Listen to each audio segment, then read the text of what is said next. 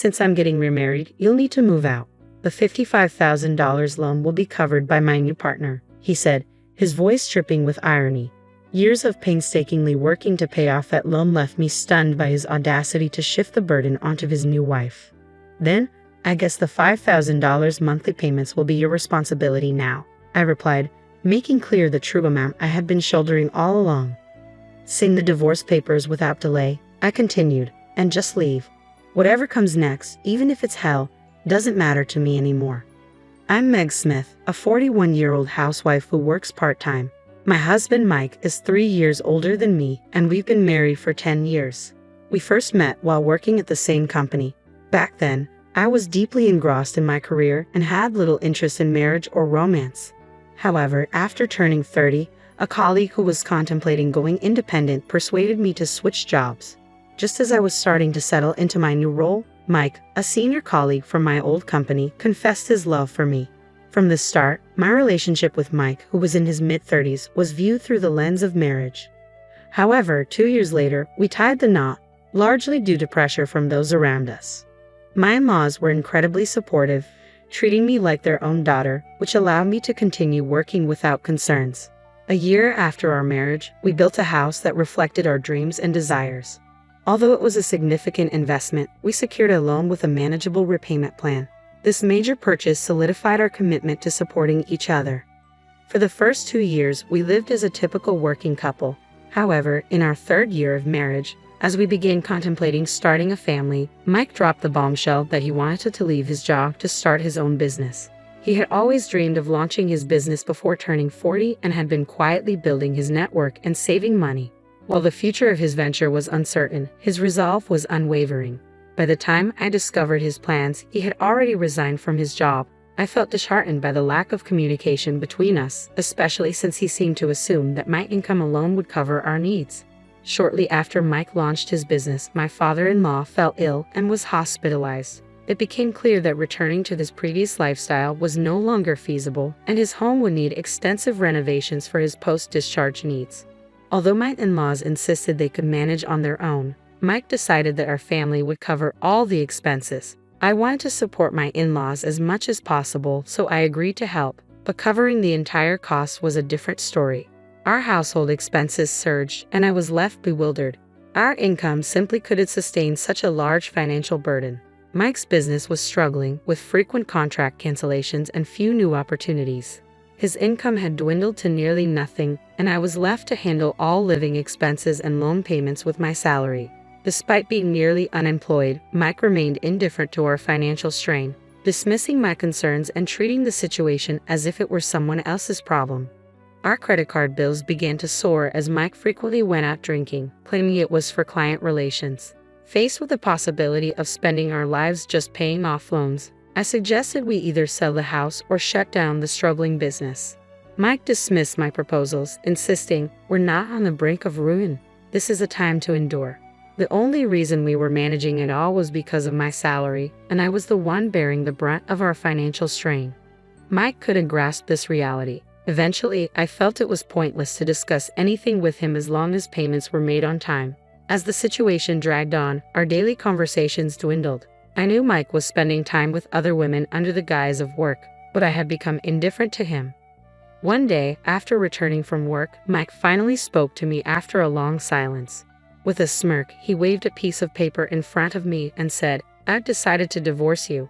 Please sign here." I took a deep breath and responded calmly, accepting both his words and the divorce papers. It was likely because I had been contemplating proposing a divorce myself if he hadn't acted first. "Can we wait a moment? I just got home. Let's discuss this in the living room," I suggested. "I thought you wanted to talk, but now you're rushing me," he asked, his tone irritated. "I don't need any unnecessary conversation, just get it over with," he snapped back. Deliberately took my time moving to the living room, sensing Mike's growing impatience. I resented how everything was unfolding on his terms and decided to prolong the moment a bit longer. Regardless, the decision to divorce was made. The days we had spent together in the house we built with so much care were coming to an end. I wanted to savor these final moments at my own pace. As I settled on the sofa, I picked up the divorce papers once more. They seemed flimsy compared to the marriage registration we had signed a decade ago, possibly reflecting my current state of mind. How long are you going to just stare at them? Mike asked, his tone edged with irritation. I have a question. What are your plans after the divorce? What do you mean? What am I going to do? Are you saying you're having second thoughts about the divorce? I'm going through with the divorce, but can we at least have a brief conversation before it's finalized? I'm planning to remarry, after all. Remarrying, huh? So there's someone else. She must be young, attractive, and financially successful, unlike me, an old lady who didn't even have children with you. So you're planning to take advantage of her next. Take advantage of her? What do you think of me?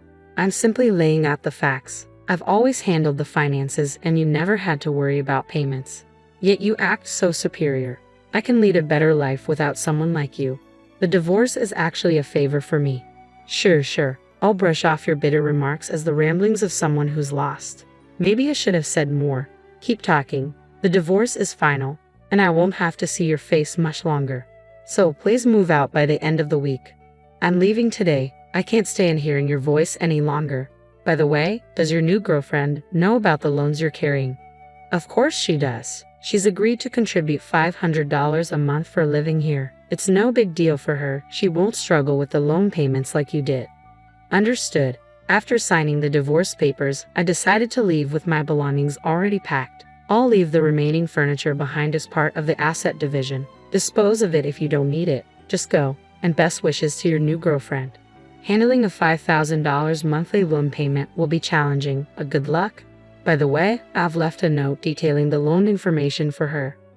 With a smile, I handed Mike the note, got into my car, and drove away from my former home. I headed straight to City Hall to submit the divorce papers. I hadn't felt this relieved in a long time and thought I should have divorced sooner without worrying about him managing the loan payments.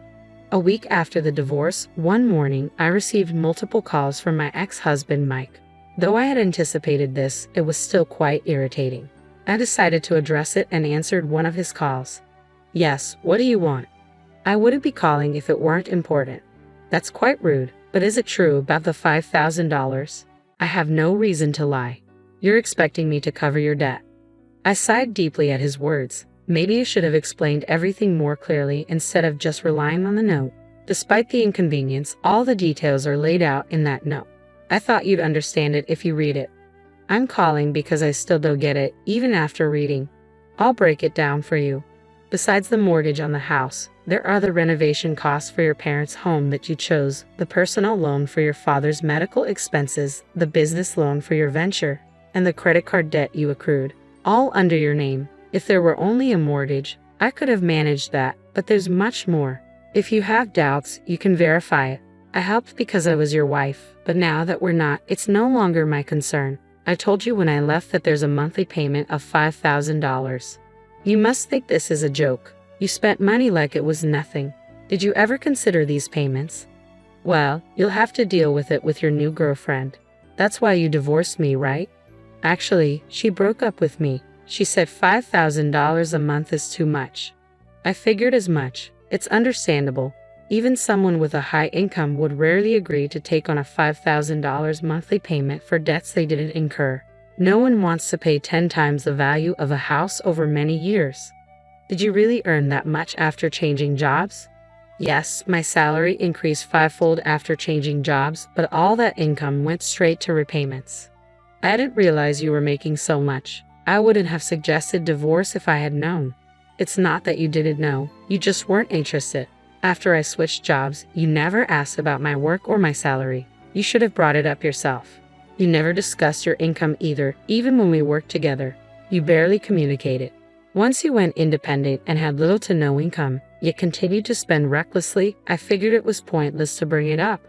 Let's start over. Come back. I refuse. I've finally achieved my freedom. Then what about the payments? $5,000 a month is unmanageable. Sell the house and use your income to pay off the remaining debt. You might be able to handle it if you adjust the repayment plan. Why not continue with the payments? I have no involvement with you anymore. I'm not interested in a stranger's debts.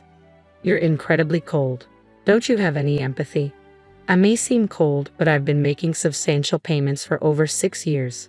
Part of it was out of love for you, and part of it was because I felt obligated to your parents. If you wanted to come back, it might have been different. But you chose the divorce on your own. Technically, I have the right to sell the house, divide the assets, and even claim alimony for adultery. But I wanted to sever ties with you before dealing with that. I'm done with someone who turns their own money into a facade of wealth and squanders everything. I'm exhausted from covering your reckless debts. My life is my own now. Don't involve me in it any further. With that, I ended the call. Mike ceased to interfere in my life after that. The relief I felt when everything was finally settled was immense. Later, I learned that Mike had to give up his job and the house and create a new repayment plan for the loans.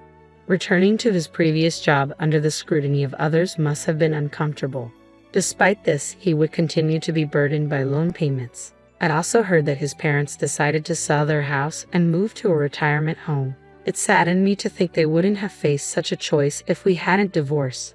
I assisted with their move and contributed financially to their entry fees as a way to repay the kindness they had shown me. I hope they can now enjoy a peaceful life without the strain of $5,000 monthly payments. I can live comfortably by being naturally frugal, and my savings have steadily increased. I'm also looking into investing to secure my financial future. Currently, I'm moving forward with a new partner I met after my divorce, and I'm enjoying fulfilling days both professionally and personally.